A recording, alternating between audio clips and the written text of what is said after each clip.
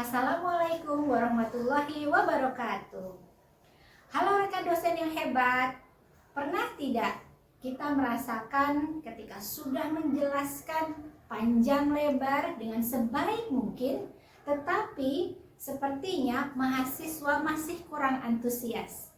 Nah, bisa jadi hal tersebut bukan karena materinya yang membosankan, namun cara kita menyampaikannya yang masih kurang efektif dan juga tentunya kurang variatif.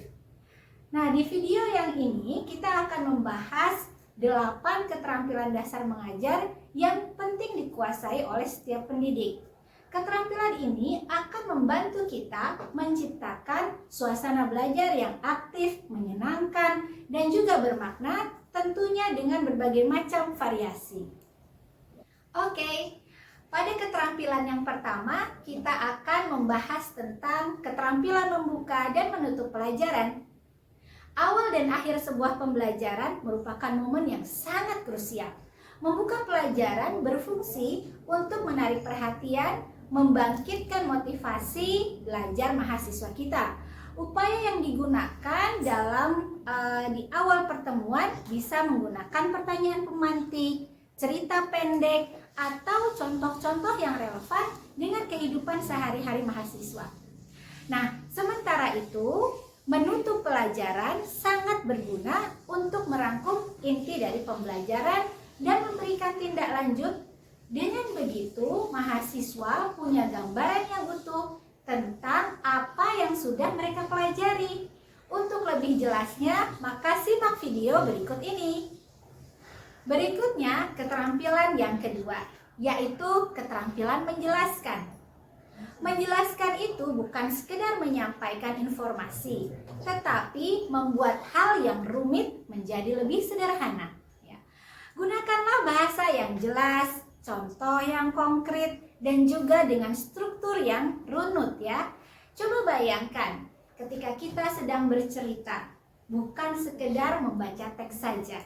Nah, itu akan membuat mahasiswa menjadi lebih mudah dalam menangkap makna dan tentunya mereka lebih paham atau mengerti tentang apa materi yang kita sampaikan. Jadi, untuk melihat bagaimana cara menjelaskan yang efektif, jangan lupa simak video berikut ini. Oke, yang tidak kalah penting lagi yaitu keterampilan bertanya yang ada pada urutan ketiga.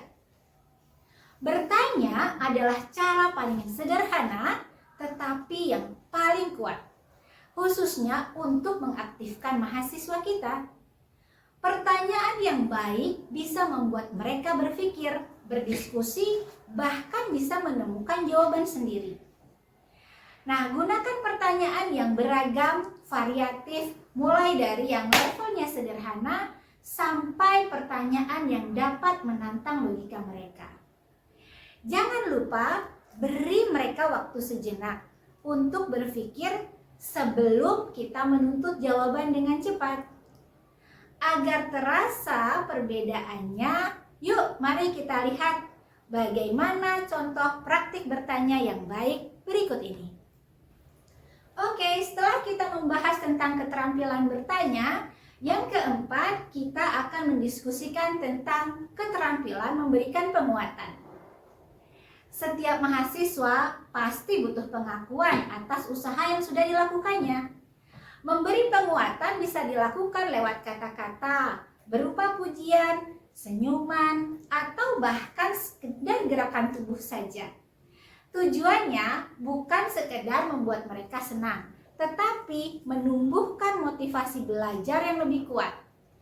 Untuk melihat bentuk-bentuk penguatan dalam situasi yang nyata, mari kita simak video berikut ini. Sampailah kita pada keterampilan yang kelima, yaitu keterampilan mengadakan variasi. Bayangkan kalau dari awal sampai akhir mengajar, kelas hanya diisi dengan ceramah saja. Pasti akan sangat membosankan, bukan? Ya. Nah, tentunya variasi dibutuhkan untuk menjaga agar energi kelas kita tetap hidup. Bisa melalui perubahan gaya bicara, menggunakan media, atau kegiatan yang interaktif, contohnya seperti kuis, simulasi, atau menggunakan video pendek. Oke, untuk lebih jelasnya, mari kita lihat bersama-sama bagaimana variasi-variasi dalam pembelajaran dilakukan dalam praktik mengajar berikut ini. Oke, sampailah kita pada keterampilan yang keenam, yaitu membimbing diskusi kelompok kecil. Diskusi kelompok kecil adalah salah satu kesempatan bagi mahasiswa untuk belajar bekerja sama dan juga berpikir kritis. Tujuan kita sebagai dosen bukanlah memberikan semua jawaban kepada mereka, tetapi kita memfasilitasi agar mereka bisa berdiskusi secara produktif dan tentunya berharap mereka bisa menemukan jawaban sendiri yang paling efektif. Nah, sebagai fasilitator, kita harus membantu mereka memberikan arahan dalam diskusi tersebut. Tetapi juga dalam diskusi kita memberikan ruang yang luas bagi mereka untuk berpikir dan berpendapat. Nah, untuk melihat contoh-contohnya lebih detail lagi, silakan simak video berikut ini. Keterampilan yang ketujuh yaitu keterampilan mengajar kelompok kecil dan individual. Kita tahu bahwa setiap mahasiswa itu adalah unik. Ada yang mereka cepat sekali menangkap pelajaran. Ada juga yang mereka butuh waktu lebih lama. Dengan mengajar kelompok kecil atau secara individual, kita bisa memberikan perhatian yang lebih personal dan membantu mereka berkembang sesuai dengan kebutuhan mereka. Untuk lebih detail lagi, mari kita simak contoh penerapannya pada video berikut ini. Oke, sampailah kita pada keterampilan yang terakhir, yaitu keterampilan mengelola kelas. Keterampilan mengelola kelas sangat penting untuk menciptakan suasana belajar yang tertib, nyaman, dan tentunya efektif. Dosen yang terampil dalam mengelola kelas bukan berarti dosen yang keras, ya. Tetapi beliau mampu menjaga fokus dan keterlibatan mahasiswa dengan cara yang bijaksana. Gunakan pendekatan yang positif seperti mengatur posisi tempat duduk, memberikan isyarat nonverbal, atau menggunakan humor yang ringan untuk menenangkan situasi. Ingat, kelas yang kondusif adalah kelas yang dikelola dengan hati, bukan dengan amarah. Untuk lebih jelasnya, marilah kita simak video berikut ini tentang praktik-praktik pengelolaan kelas yang efektif. Nah, itulah tadi 8 keterampilan dasar mengajar yang bisa membantu kita sebagai dosen menciptakan pengalaman belajar yang lebih hidup dan lebih bermakna.